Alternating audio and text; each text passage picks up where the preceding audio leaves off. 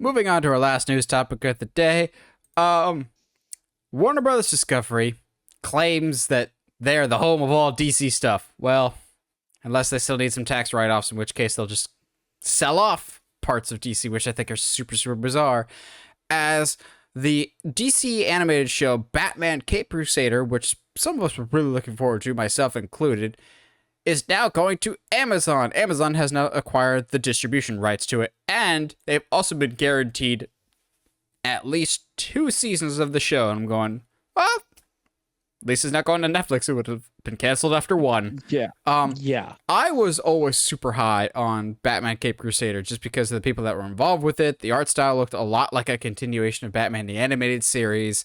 Also, I grew up in the era that there's always been at least an animated Batman show at some point on TV, whether it was Batman the Animated Series or Josh's favorite, The Batman, or one that I would maintain is one of the most underrated, Beware the Batman. I think that art style is not for everyone, but I think that got canceled way too soon, and it was actually doing some interesting things with lesser known characters like Professor Pig. Yeah, this is an interesting move, to say the least. I thought Warner Bros. Discovery said that they were done selling stuff off, but I guess not. But hey, at least we're getting 2 seasons of this, and I'm happy that it's on Amazon because Amazon lately, when it comes to animated superhero stuff, has a pretty good track record. Granted, I'm basing that entirely off of just one show, but Amazon's mature superhero output, we'll put it that way, has been pretty solid lately, and I'm basing that off of not 1 but 2 things, so doubling down on the very small field of reference there. 3. I think you could. Well, actually, I don't think Preacher is on Amazon. Now that I say that out loud. Anyway, I don't know what Preacher's on, actually. Is that was that AMC? I think it was on AMC. It's at least started on AMC. I know that much. But yeah, like that's the only reason I know I clumped those together is because that's also happened to be the projects that Seth Rogen and his team have worked on. And it's all the projects I bring up every time somebody complains about the TMNT stuff. Anyway, but yeah, no, I'm with you. It is a little weird because I thought one of Zaslav's big things was to have everything under one tent pole. Sure, okay, whatever. But you got to make money somehow, I guess. That's what you get for buying a company that's so egregiously in debt that you've got to do tax write-offs everywhere, for better or for worse. But yeah, at least it has a home. That's my perspective in this. I think it has a home. We're getting at least 2 seasons. Cool. Why not? You and I were both excited about the art style. It looks cool. A new Batman show is going to be, fun no matter what we do. Sure. Why not? I'm more just wondering how far along in development was this show before it got sold off? And if now the Amazon is in charge, does that change the creative direction at all? I'm inclined to say no, and Amazon will just be hands off.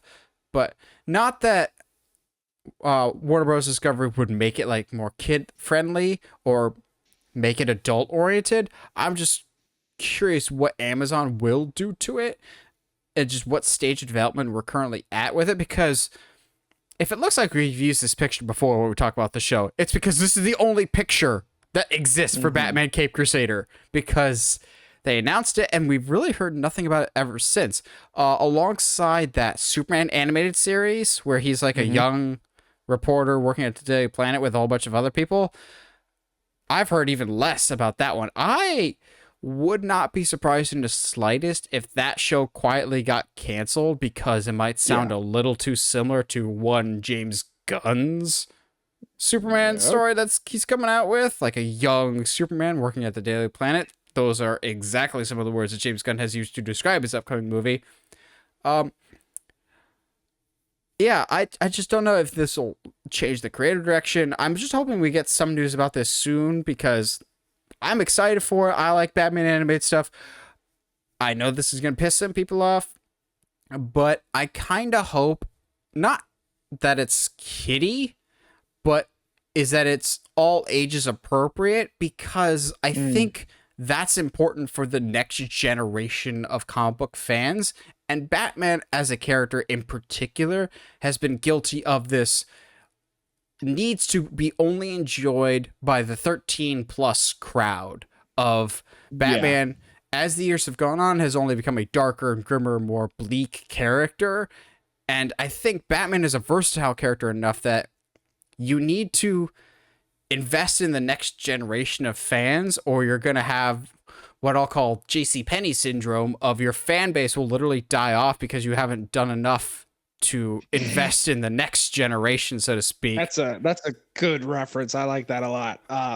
Yeah, but no, I agree. I mean, you can only depend on like adults showing their kids shows that they grew up on so much, because I think as much as I love a lot of those older animated shows, I don't know how well they've aged. There's still some language in them that doesn't exactly age well. So we will see. I think to my thought process is that this is already pretty far in production, and Amazon is more just like, yeah, we would love to have them to be able to show this on our platform because we need content. So yeah, I wouldn't be surprised that if that was the case, so which is all fine by me.